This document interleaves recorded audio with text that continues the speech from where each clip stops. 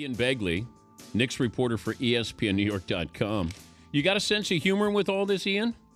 I wish I had a better sense of humor because, Dan, it is kind of driving me crazy right now. I'll be honest with you. Well, okay. You're trying to separate fact from fiction with Carmelo, and I mentioned this earlier. I know what Carmelo Anthony is. I don't know who he is.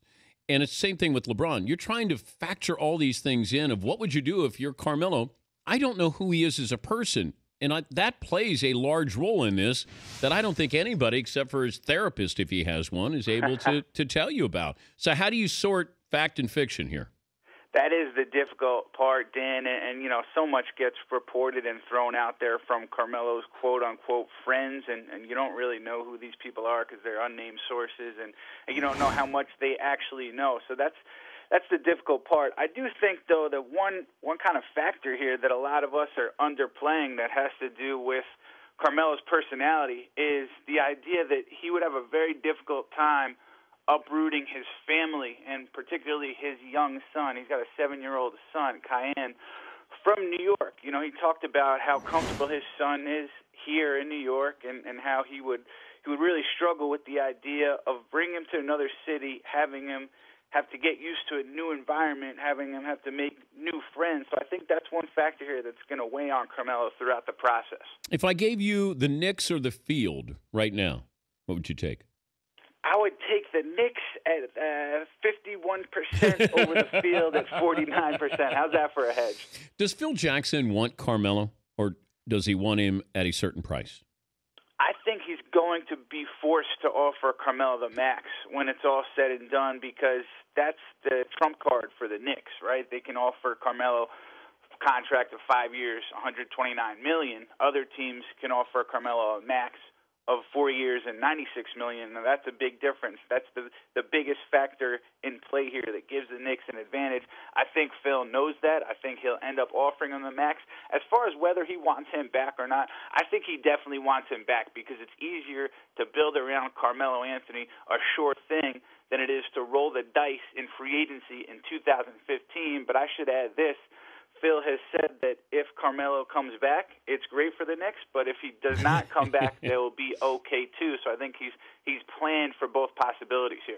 Everybody talks about he'd be leaving $30 million on the table. Now, I was never good in math, Ian, but if I go 4 at $96 million or 5 at $130, is that right?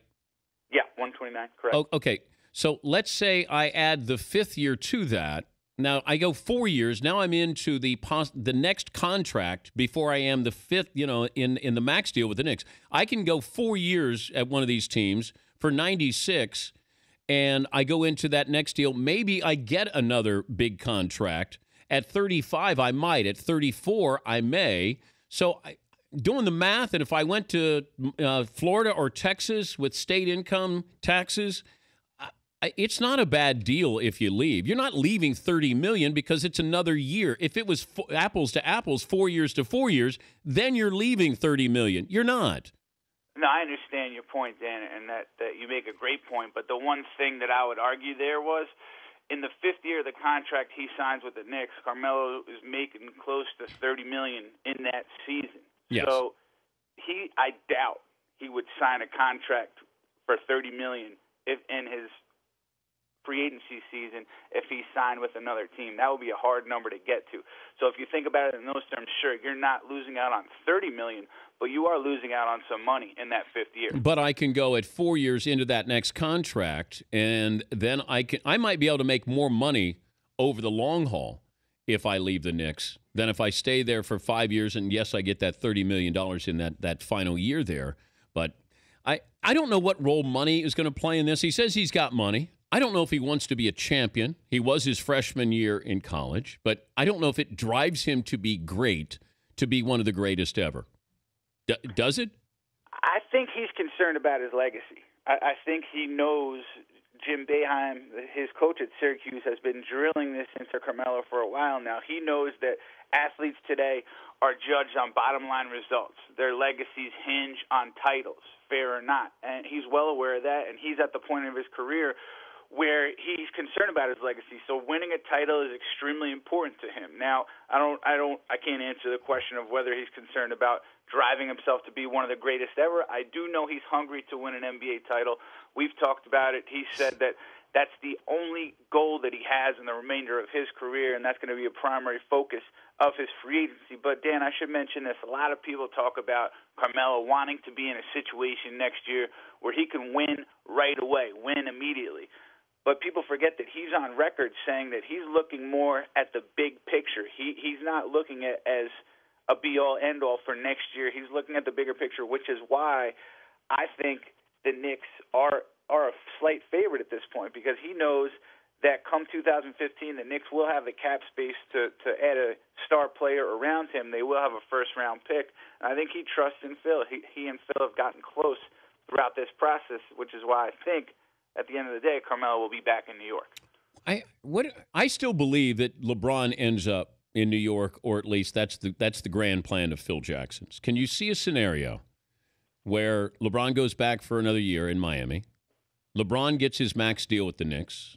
They have a wink-wink agreement, and then he joins him in New York. Scenario seems plausible to me. We've heard that LeBron wants a short-term deal in Miami. 1 year would be extremely short-term.